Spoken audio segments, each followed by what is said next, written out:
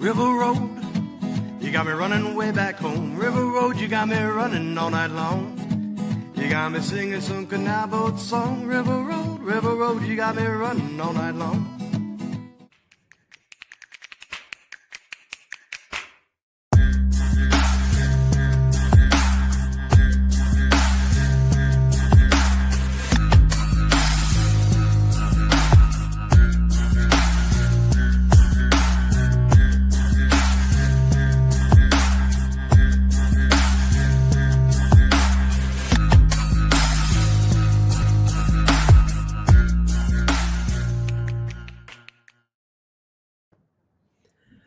All right, everybody, welcome to another episode of Niner Nuts. I'm Indiana Dan here with Mr. Jimmy B. No Eric today. He will be back on Monday. He's taking a sabbatical today. Mr. Jimmy B, the OG2 host, just the two of us. How we doing, man? Yeah, back to the old days when it was just you and me. Yes, reminiscing about that glorious Green Bay game. Yeah, we are here, guys, and as we always do on Friday, we have lots and lots of parlay picks. We're not going for broke on one. We're going big as we do every single week. Disclaimer, of course, we are just here for the entertainment. Do not take our advice as financial advice. Follow your local rules and whatnot. Call 1-800-GAMBLER if you or someone you know has a problem. There we go. Now we can say whatever we want.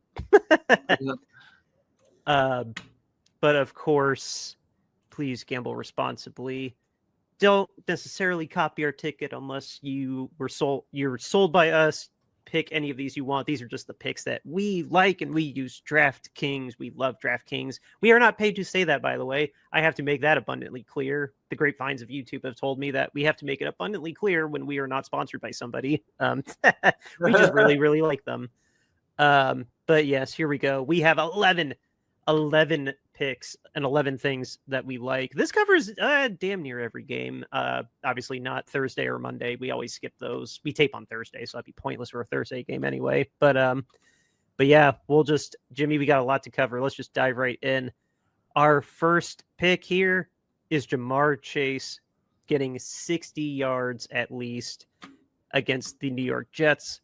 There's a reason that is minus 393. I wish Eric was here to tell us if where that was adjusted from, because that surely has to, like, the baseline had to have been like 100 yards, I would think. You know, after last week or whatever, when Joe Flacco just basically threw the Ja'Marr Chase the whole damn game. I mean, it's funny because I have T. Higgins on my fantasy team. I noticed him too. Like, he had a lot better yards per catch, and I think he also had like 6 or 7 catches. So that's what's confounding about Jacob Browning, is that why did Joe Flacco, with basically less than a week's preparation, turn out a game like that, and Browning hasn't for 6 weeks? And now they're going up against the Jets at home. And the thing about it is, Joe just needs to play for the Steelers to complete the whole like AFC Central, plays, because Ravens, Browns, now he's on the Bengals. So somehow, some way, we got to get Joe Flacco to the Steelers to complete like the division sweep. If Aaron does call it quits after this year, like he's speculated, and we fall for following that every damn offseason, except us, where I don't care. We didn't even really follow it this past year, but yeah, no. If Aaron retires and Joe wants to go one more time, I mean, an opportunity to play with Coach Tomlin wouldn't necessarily be bad, because he's on pace to get over 500 like he has for the last 18 years. So, I mean, why not? Yeah. But no, what's there to really say about this game? I'm not trying to rush this one, but like, it's the Bengals against the Jets, and I don't know. I will say I think Joe Flacco is going to regress like a little bit. Like, I don't think this is going to be a full-blown trap game, but Ja'Marr Chase for 60 yards obviously is going to happen, but I don't think he's going to have another 16-catch game. Like, take that one off, and maybe. I think the Jets are going to prepare a little bit for that, but the Bengals should still walk away very easily with this and get to 500. Yeah, I think so too. All right, going on to the next one. The Falcons, fresh off their loss against us, they get to go back home and they are facing the other worst team in the league currently, the Miami Dolphins, who, oh dear Lord, that game, it wasn't the ultimate tank game. The Browns actually took advantage of a bad team, and it says a lot about the Dolphins that the Browns look competent playing them. But Bijan Robinson anytime touchdown is surefire. It's more than likely going to happen. Like, he scored against us, and so we're all very confident he's going to score against the Dolphins. This game, I think, is going to be. I would not be surprised if the Dolphins did end up covering the spread on this. Like, I'm sure the spread's not favorable at all, but the Falcons might be going out there with Kirk Cousins, who last time we saw was pretty bad. So it's going to be. It's 1 o'clock. So it's 1 o'clock. I think that's where Kirk Cousins shines. That is true, and he's just been waiting, so maybe he'll take advantage of this opportunity. But I don't know. Michael Penix he's 50-50 because we hurt his knee on one of the sacks we took on him or threw at him. But I don't know. It's amazing Mike McDaniels hasn't been fired. Tua, I think it'd be better for them if they want to try to salvage something. Just see what they got in the next quarterback, because Tua has just been ass for the last month. I don't know. The Falcons, I don't really know what kind of team they are either. Like, they're a 3-3. They sometimes look good, sometimes look bad. If the Niners weren't playing at 1 o'clock and I was actually going to do a split screen, I still can't say I would watch this game. But I don't know. I hope this is entertaining for the people that are going to be at that game. I'll put it that way. Yeah. Do you have any thoughts on this one? I mean, I mean, Kirk Cousins at home against either the worst team or like one of the worst teams in the NFL. Bijan Robinson, we saw a lot of last week when they faced the 49ers, a lot of the offense for the Falcons uses Bijan Robinson. So, yeah, I think anytime touchdown is definitely a good bet in this one. Yeah, the guy that literally is their offense, for sure. And speaking of somebody being used like that, our next game, obviously we'll have final thoughts on this game like at the end of the show like we usually do. But the Niners going to Houston, they are not favored. Houston's just still barely favored. I will still just, like I said, I'll reserve more of my thoughts for the very, very end when we do our final, what I've been calling our final prayer for the weekend. But when Christian McCaffrey is getting at least 6 catches, if not more, as a receiver and carrying the ball 20 times, or I should say at least 15 times, it's pretty. That seems fair. A -165 because he did go through a touchdown drought at the start of the season, but I don't know. Christian McCaffrey seems kind of rejuvenated from a scoring touchdowns perspective, so I feel confident that he will score in this game. Yeah, with as many touches as he started getting in the last couple of weeks, it's hard to think that when they get down in the red zone or anything like that they're not going to go to Christian. So. We've seen over the past couple of weeks they've relied on him heavily, both on the ground and in the air.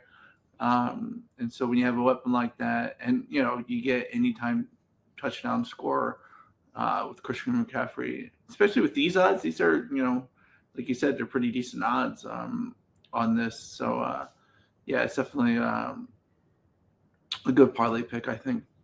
Yeah, the Texans being at home, my last thought on it is the Texans being at home, I don't think is really going to help them, but the way that Seattle just walloped them, and they've been walloped all season, they just, I don't know, maybe we're idiots and Houston should be favorited. I don't know. We'll see. I'm not super worried though. And now, because I said that, the game's going to go terribly. I know, right? But onwards to our next game. The Buffalo Bills are going to Carolina. This is just another money line pick. The Bills over the Panthers. I still have confidence in this pick. I still think the Bills, because they have Josh Allen, is going to get enough done to beat the Panthers. And I will say, though, I would have also entertained the Panthers covering the spread, because the Bills, people have been finding chinks in their armor week to week, and the Bills have either lost or just skipped by the edge of their teeth.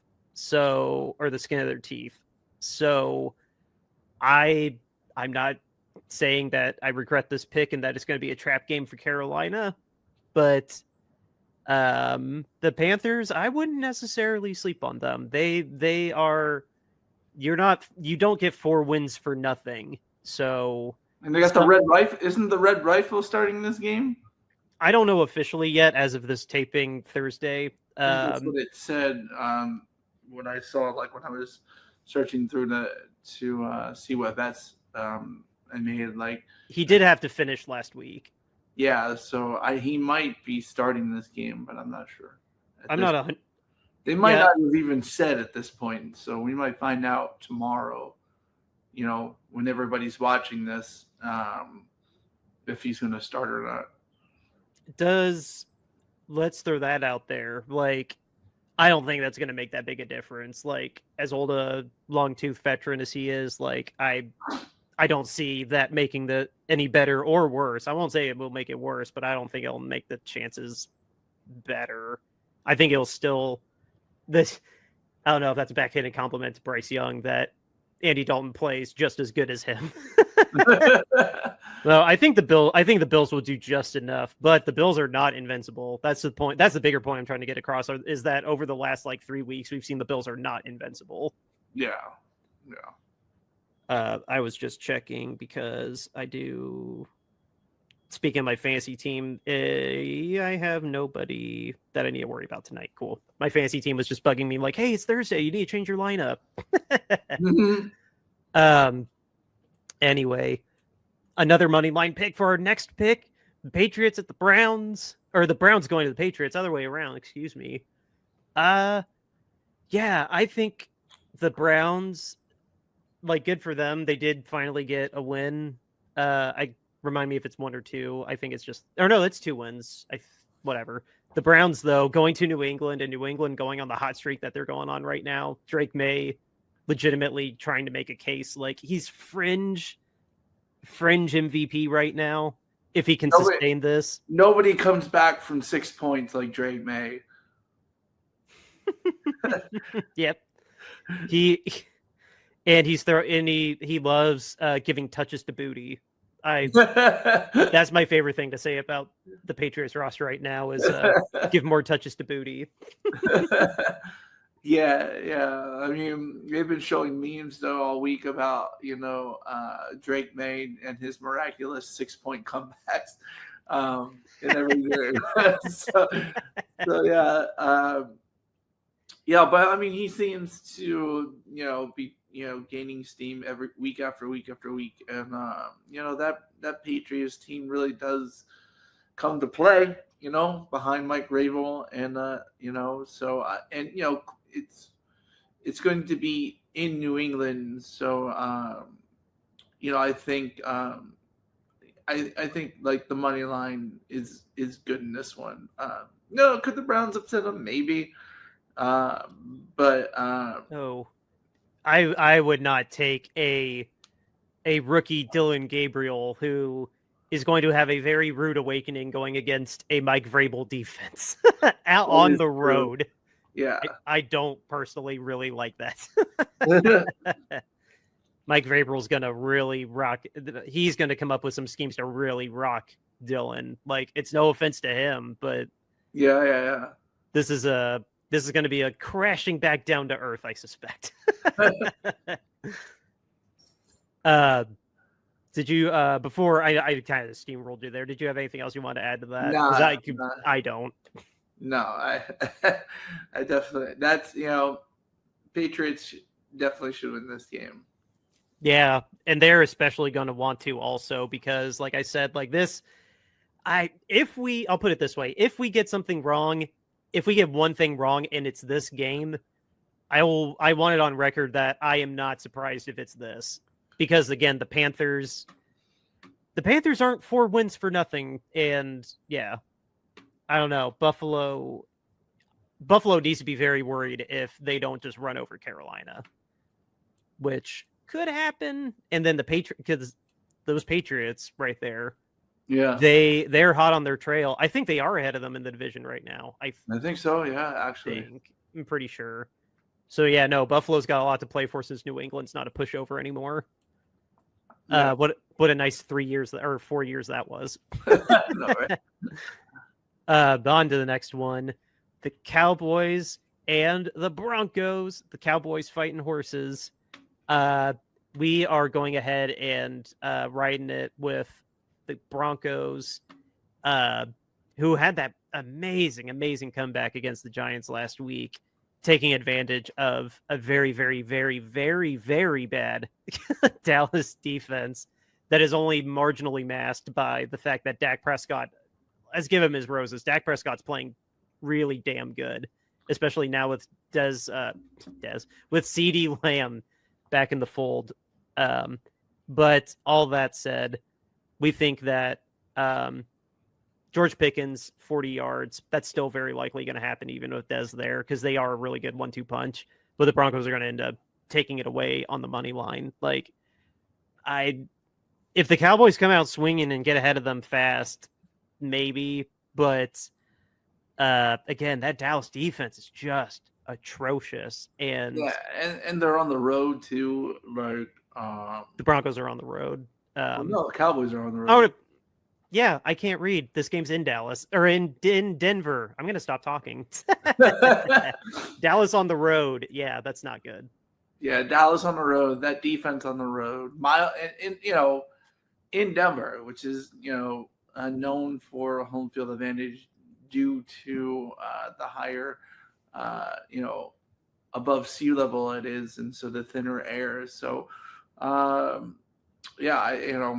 and considering that, the Cowboys play Denver probably every 8 years in Denver. So just, I just think that'll be enough of a home field advantage. Plus the Cowboys just really, they seem to not really play well when they're on the road. So yeah, I think Denver money line, is definitely a good pick in this bet. Pickens, getting 40 yards.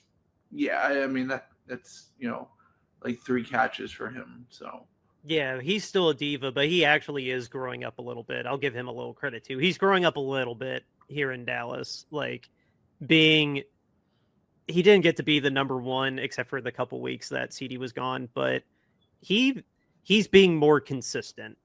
Let's say it that way. He's way more consistent than he was with Pittsburgh, and he's becoming less volatile. So that's good for him. But yeah, no, we're on the same page. Denver should still be able to take care of this defense or take care of this team at home. It shouldn't go as awry as the Giants game did. That defense has to be ready though, because Dak Prescott is playing really, really good football right now. It just sucks that for him that his defense is as bad as he is good on offense. For sure. All right. The next one, we got 2 more games to talk about. The next one, the Colts, the surprise of the season, I think it's very fair to say. The Colts are hosting the Tennessee Titans, and it feels like it was just yesterday or last week that the Colts went to Tennessee and dropped a hammer on them. My recollection of it wasn't even fair. Like how bad the Colts beat the Titans in Nashville. So now the Titans are coming here to Indianapolis. So Colts money line, that was minus like 1,400. I know, it's ridiculous. So bad. And then Jonathan Taylor, dude already has, I think, 3, if not 4, 3 touchdown games this season, and we're at week 8. I think it's 3. I mean, he's a on beast. pace to, he right now I think he has a good argument for MVP, but definitely like I think I haven't seen the odds, but he's I would imagine he's the leader for Offensive Player of the Year at this point, with just his complete domination and just his sheer numbers. Between him and Christian McCaffrey, like making the argument between the two of them, I think is at where we're at truly the halfway point of the season. I would agree it's a toss up between Taylor and CMC for sure. So and then mm-hmm. You figure they're going to be on the back of Jonathan Taylor, and the Colts. I mean, there's a reason why they're heavy favorites. Tennessee is literally one of the worst teams in the league. Didn't they just fire their coach too? Like I think they fired their coach last week, right before Vrabel showed up. They fired him the week that Vrabel was going to show up. Right. Okay. So I mean, Tennessee's just it's an interim coach, a rookie quarterback, it's no skill position players at all except Calvin Ridley, he's just a hair younger than me. I think he's 31 or 2. Yeah. There's the best player they have on defense is that lineman and Snead that they got from Kansas City last year. And like, that's it. There's no reason to have any faith that Tennessee is going to even cover the spread in this game. Just the Colts have the best offense in the league right now. Daniel Jones is having a renaissance. He's up there for MVP also. The Colts, like, until someone really like takes them down a peg, like the Colts, just broadly speaking, they do genuinely have a good shot at locking in the number 1 spot in the AFC. I don't care if that's like overselling them. Like, until I see otherwise, like the Colts are the team to beat in the AFC. Yeah, I mean, they're definitely leading the pack. Shane Steichen and what he's doing with that offense,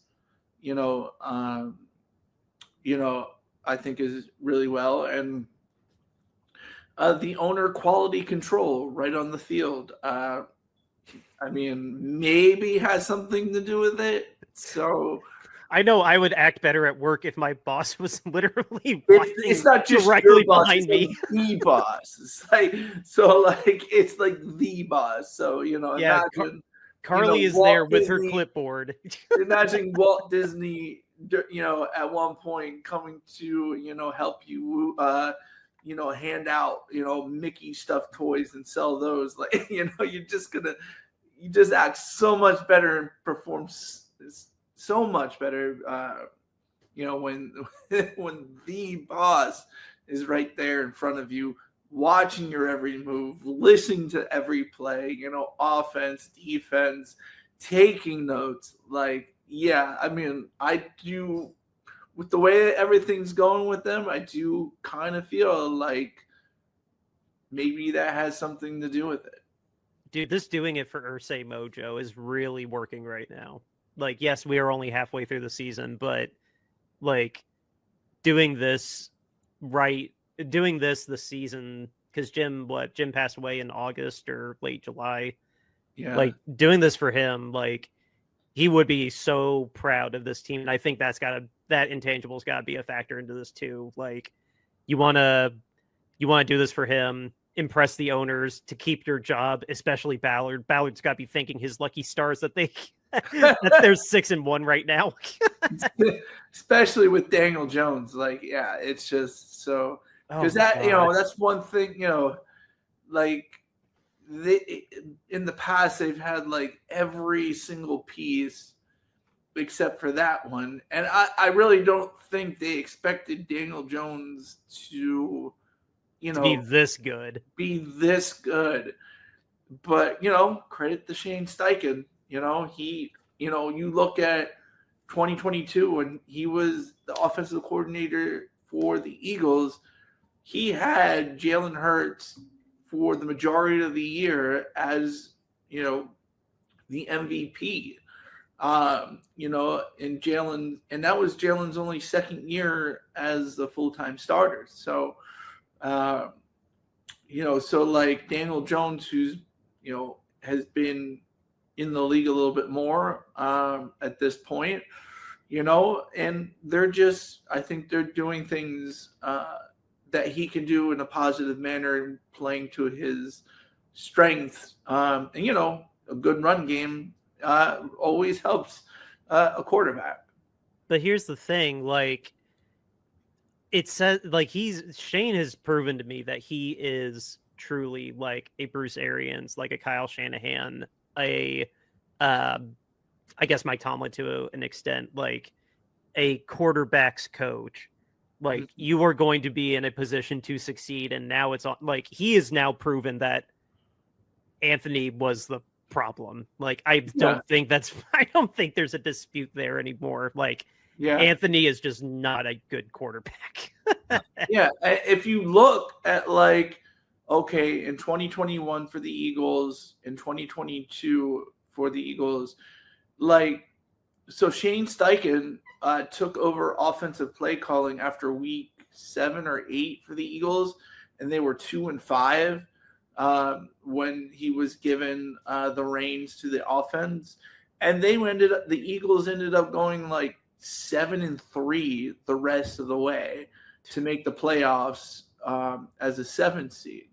And then you figure, like, okay, he went 7-3, and then the following season, they were 14-3, won 2 games in the playoffs, and I mean, they put up 35 points against the Chiefs. So Shane Steichen is a really, really good, play caller. And like I said, it seems like he will look at his team, find out the best assets, what they can do, and just drive those and have them be the leading force of the offense. This also shows too that I was very wrong about the defensive coordinator. I can't remember his name offhand, but we hired him from Cincinnati, and I remember laughing, just like, they got rid of Gus Bradley finally because he was just bad, but right, cool, we're getting the guy that couldn't do anything with Cincinnati. And guess what? It turns out Cincinnati's defensive players just are not good. Like, yeah, this guy, I think his first name's Lou. He has made this Colts defense. I was already fringe, like, pretty good, like maybe the best JV player, worst varsity player, like, but now this Colts defense also is turned a corner, and this Colts defense looks really, really stout too. Yeah, they're a very good team right now. And, they're driven, I mean, like I said, Shane Steichen truly is someone who, like I said, looks at the best, what your players can do, and just puts them in those situations. And so, yeah. I mean, all Colts all day for this one, I would think. Oh, 100%. Yeah. Like, I controlled myself, just like, what's the surefire, like, money line, Jonathan Taylor touchdown. Like, we'll see what happens if they just run it with him to kill the clock, or if it's going to be an all Daniel game. We'll see. But I'm so happy my hometown team is so good now. It's been obnoxious. It's been obnoxious the last 8 years. Is number 2, right? Indiana U is number 2, right? Mm-hmm. So Indiana football. My Hoosiers are my Hoosiers are undefeated and number 2, only behind Ohio State right now. And I'm so happy. I think they play UCLA I think it's UCLA. I might be wrong. Because we just played Michigan State.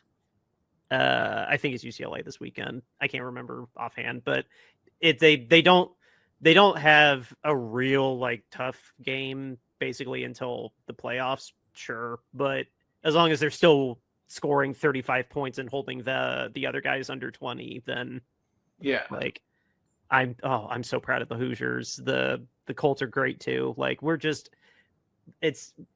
both of my local football teams are good, and I'm so happy.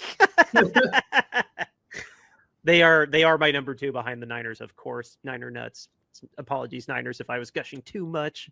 We need to roll on to our last game. It is the Sunday Night Football game. The Green Bay Packers are going to the Steel City Aaron Rodgers facing off against his old flame, the team that he was with for 18 seasons, the Green Bay Packers. And the Packers, they've I don't know, something about them. They were a little close for comfort against the Cardinals. They got bailed out by Micah Parsons. That trade is paying off splendidly for them. But I don't know what to make of the Packers. Like, they definitely are not that team that I thought they were after 2 weeks. Like, and now they're coming into the Steel City, and Aaron Rodgers. This is the last team that Aaron has to beat in order to say he's beat all 31 other teams, or that he's beat all 32 teams in the league. It's under the primetime lights.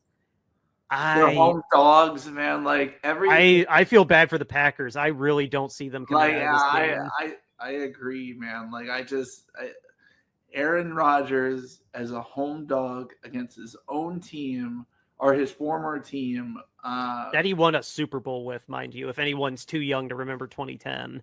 Yeah, and so and his demeanor seems different with the Steelers than last year with the Jets. He seems like, I don't know, like he's embracing sort of, his teammates that he has on the Steelers. I don't know if you saw, but they all went to like a Pittsburgh Penguins game. I didn't see that. Yeah, so like they all went together to like a Pittsburgh Penguins game, and they were just chilling in the box, watching the game, talking, eating, and he looked like, he was like, a relaxed, happier Aaron Rodgers, that we typically don't see, especially out in public, just because, what we see, he rarely lets us truly in or let us see like that side of him for whatever reason. But yeah, it seems like he's actually kind of like, in a better place. This is the first time that he's had fun in the last 3 years, because the last 2 years with the Jets were terrible. That last year with Green Bay was awful. Like, this is probably the first time he's been actually happy in that long. Exactly. You look at, the situations that he was in, the coaches who were his coaches. Like, he's with Mike Tomlin, he did not like Saleh at all. He did not like Saleh at all. And so, like, he's with Mike Tomlin, who's been this respected coach in the league for, like, the last 15 years, for crying out loud. So, like, almost 20. I think next year is his 20th. He took over in 2007, I think. The 2007 season. Okay. So it's 18 years. Like, Mike Tomlin's been in the league, who through all, the karma or whatever you want to be through, has always, he has never had a losing season with, what he's had. And especially since like Ben Roethlisberger's been gone for how long now? And he's still kind of like putting together these seasons with, makeshift QBs everywhere, duct tape, and so, I think, the fact that, he's been around as a head coach for a while, like he knows how to, treat a player like him, and, he's no stranger to divas either. No stranger to a diva. That is absolutely correct. 100%. So, and so like, this just seems like, okay, like, if you're going to bet any underdog at all this week, this just seems like the easy one. You have, the Steelers are at home for their hometown crowd, and Aaron's going to, I agree on paper that Vegas is, I get where Vegas is coming from, because yes, on paper, Green Bay should be the better team. They should take care of business, but I'm with you and Eric on this one. The intangibles, you need to take the intangibles seriously. Aaron Rodgers wants to beat his old team, and when you least expect it, like, Pittsburgh could play down to how bad the team they play is. Mike Tomlin is very guilty of playing down to people a lot. Yeah, very much. But when the moment arises and there's like really something, Mike Tomlin can get that team firing on all cylinders, and Aaron Rodgers had this game circled on the calendar all the way back in April. There's no 100%. way that he didn't. 100%. And so he's been looking forward to this game, and he's going to do everything possible to beat the Packers 100%. So, when this game came to my attention and that the Steelers were underdogs, I'm like, holy crap. Like, yeah, let's take this bet because this is really going to, boost our parlay. Yeah, no, on paper, again, the Packers are a better team on paper, but this team is definitely underrated, and that is why our payoff is going to be so good because you got to go against the grain sometimes, listeners. Well, and I think honestly, like people who bet and things like that will look at that game, easily take the Steelers money line, for that game. Like I think there are plenty of people out there who are bettors or whatever who are going to look at that game and just be like, they're giving how much on the money line? Like, so yeah, kind of thinking about it too. Like the other underdogs, like I wonder if that's why it's plus 100 is Denver. Like, I don't have it live in front of me, but I wouldn't blame people for thinking Dallas could take advantage of Denver because Denver had to crawl back from 30 points to beat the Giants. Like, yeah, and their offense is a juggernaut. But yeah, no, not to totally sideswipe it from this, but yeah, no, this Sunday Night Football game is going to be really, really exciting. A lot of that narrative for all of us that have been watching football for me, I've finally almost, I don't know when, I guess I'm still only 15 years, like really in the weeds on football, like, or 14 years. Cause I only really started getting in the weeds in that 2011 when I made my first fantasy football team. That's when I consider like getting really in the weeds on football. So I don't know when Goodell came and actually streamlined the draft. I can't remember exactly when that was, but I watched the draft while Aaron Rodgers slipped and slipped and slipped and slipped and slipped. That year, it was between him and Alex Smith. Yeah, 2005.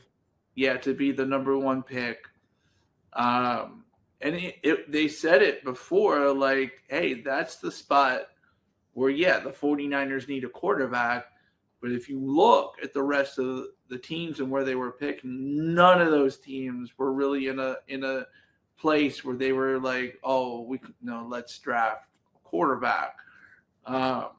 So like he slipped and slipped and slipped, and this isn't like slips in our era, like now the way it is, in the first round you don't hear your call name, you're waiting like 3-4 hours. Aaron Rodgers was stuck in that green room for like 8 hours with cameras in his face, falling and falling and falling and falling. Like, what was it, pick 28, 25? Something like 25, I think it was, the Packers had. And like, I mean, it was just, it was in an era where the first round took like 12 hours to do. Like it was just insane, like how long the first round would take. And like it was him falling was interesting, and like if you watch the America's game or when he did win the Super Bowl with Mike McCarthy was actually, I believe, the offensive coordinator for the 49ers at that time and had interviewed him. And in his mind, like he was saying, oh, this is a no-brainer pick to pick Aaron. Like not only was like he, really, really good and had all these intangibles and stuff like that, but he was a California boy. The 49ers were his favorite team. Like it just seems so like a Cal graduate. Yeah, it seems so like natural. Like, hey, this guy is going to be a 49ers. the 49ers picked Alex Smith. And so yeah, Utah boy. I remember that draft and watching him just fall. And like, that is going to be the what if of like my lifetime. Or one of the what ifs of my lifetime, like not just what if Andrew Luck didn't retire after year 8, what if Aaron Rodgers got picked first instead of 25th? Yeah, I know. Like the what ifs, that could happen. That's probably you're right. That's probably one of the biggest what ifs that there was, that if he was drafted by the 49ers, that alternate timeline that could happen, like to think about it. So yeah. It is wild to think that we were that close to having Aaron, but now what I know about Aaron, like obviously I didn't know back then, and he obviously wasn't the same person, to be fair, but I'm okay with it now because I just don't like who Aaron is now, but that's for another episode. Or for, I guess, several episodes. We've already addressed that. But let's go ahead now, take our minute to thank our sponsor, RoyalRetros.com. Boys Royal Retros is your go-to place to get yourself an authentic throwback jersey, whether it's for football, basketball, baseball, any of the major sports, they got you covered. But for all of us Bay Area fans, you need to check out that Candlestick collection. It's got 49ers gear, it's got Giants gear for baseball. And when you find something that you like, throw it in your cart and use the promo code Shady Sports. That promo code is going to get you 10% off of everything in your cart, not just the Candlestick collection, anything you throw in your cart. Promo code Shady Sports, and you'll get 10% off of that entire order. And it helps us out. It helps our EP Sam and everybody in the Shady Sports family of programming out. Again, just use that promo code Shady Sports to get 10% off of your entire order at RoyalRetros.com. Go get yourself an authentic throwback jersey today. Now, Mr. Jimmy B, we have t-shirts for sale, so let the people know about it. So, guys, we've been trying to raise awareness about the lack of owner accountability in the NFL. When a player does something, we know right away. It can literally take like an hour after something a player does to be put on the news, analyzed, talked about. But these owners, they're getting away with some, seriously bad stuff. And so you can research the Saints, the 49ers, and, we saw what happened in Houston with their owners. And at one point, the minority owner of the Houston Texans was allegedly and was arrested and charged with, serious sexual crimes. Hence, why we are still raising money for our charity, Mountain Comprehensive Care Centers in Kentucky. And what we're doing is we're selling shirts. All the proceeds go to them. This is our statement. Owner standards are less than player standards. # owner accountability. You can get that for $22.99 in a t-shirt, and we have different colors, different styles, and different sizes of that. Next up is our podcast logo art. So if you follow us on YouTube, Spotify, Apple Podcasts, wherever you listen or watch to us, you will find this in the logo, $22.99. Get you that in a t-shirt, or we have different styles, different sizes. Next up, we have our alternate podcast logo art. This you can get for $22.99. We have that in different colors, different styles, and different sizes. And last but not least, how can you say no to our mascot, a nut, while eating nuts, cheering on the San Francisco 49ers? $22.99 gets you that in a t-shirt. Donate to Mountain Comprehensive Care Centers today.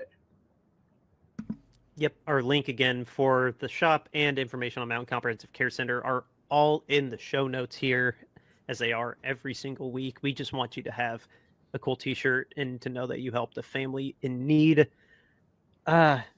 Jimmy B, Eric is usually our breaking news guy. He's not here. I'll be honest, the main thing that I was seeing was just our practice report. I didn't see anything in particularly shocking breaking news. When it comes to shocking and breaking news, I think the NBA gambling scheme is taking full force today. Yeah.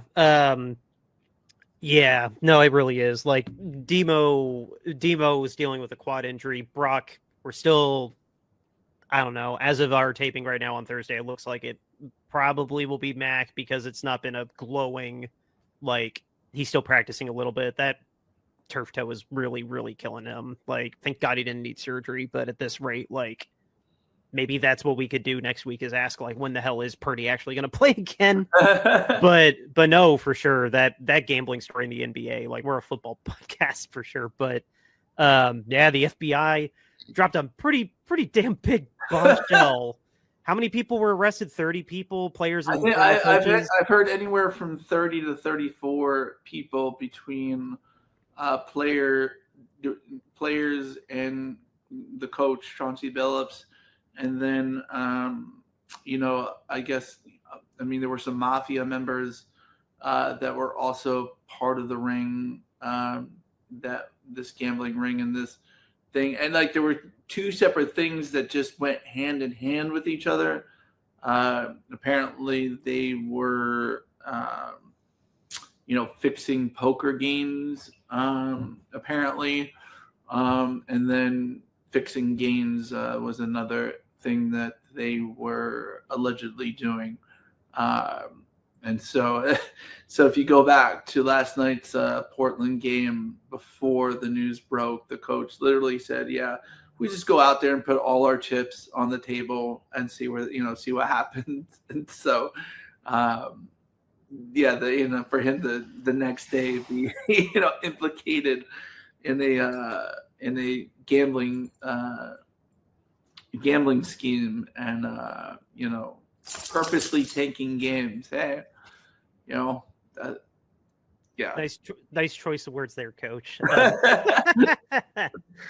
Oh my God. I'm going to definitely keep an eye on that. I'm a proud supporter of the Athletic. I'm going to be following that because I want to see how far down the rabbit hole we go on that, because that's pretty big. But no, everything else in like the football news world, like the Chargers and the Vikings are playing right now while we're taping. I don't have the score in front of me, but like, I don't know who's going to win that game. Did they start playing? It's only 8:20. Like, have they kicked off? Oh, yeah. No, they might kick off here in 4 minutes. That's true. 8:25 to in case anyone wants to dox us while we're taping. But yeah, no, that I don't care about that game, honestly. Like the Chargers, I can't make heads or tails on if they're good or bad anymore. I think they're too injured to be good now at this rate. But people said the same thing about us, and look at us. So I don't know.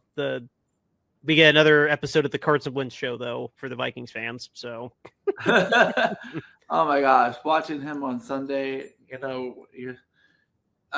times you saw why he, was, an MVP candidate in 2017. And other times you saw why. Sailing some passes. But I think the funniest thing was he had to throw a lateral to the running back or whatever, and he threw it like 2 yards behind him, and it went out of bounds. So because they lost like 7 or 8 yards because he decided he threw it too far behind him and it went out of bounds. And does that count as like a fumble when he throws it?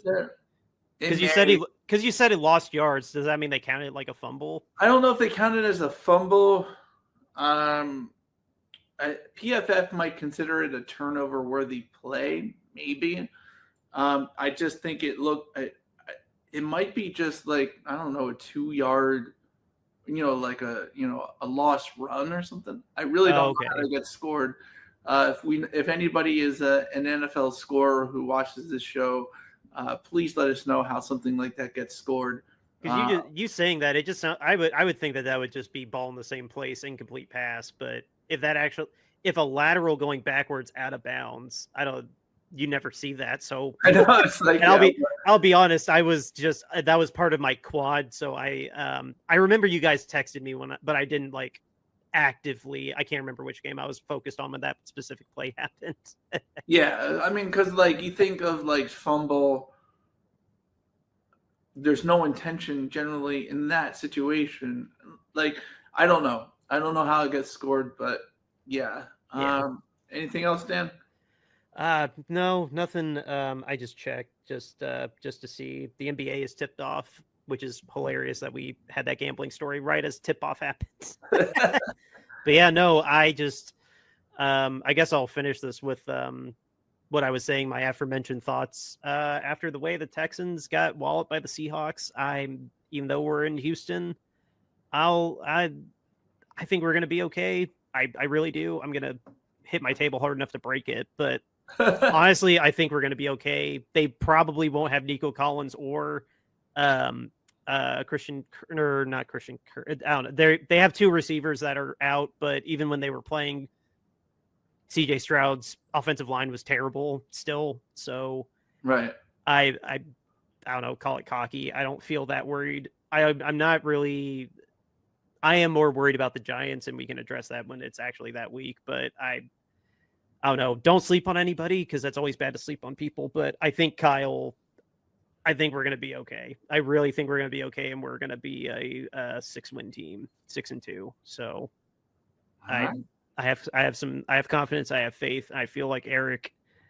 We should have recorded Eric his thoughts, but I don't know. We'll see how it goes though. So that's all I got. So right. we'll be back on Tuesday to recap what ended up happening and how much of our parlay we actually got right and all that jazz. And just thanks a lot, guys. Thank you for continuing to watch us. And be back on Tuesday. Outro music, River Road, Justin Mute. Beat the Texans, guys. We'll see you later.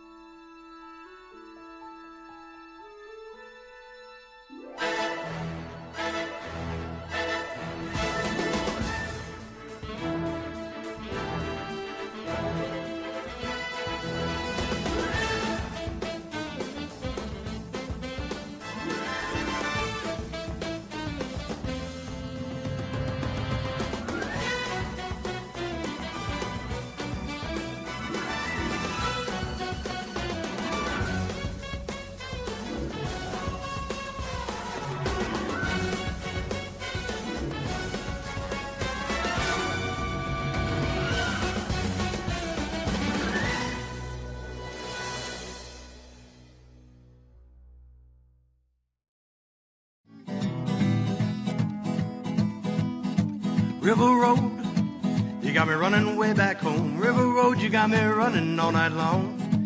You got me singing some canal boat song. River Road, you got me running all night long. River Road, where have all the women gone? Have they kissed her hand and waved you bye-bye? Have they thought about crossing your double yellow lines? River Road, they love the way you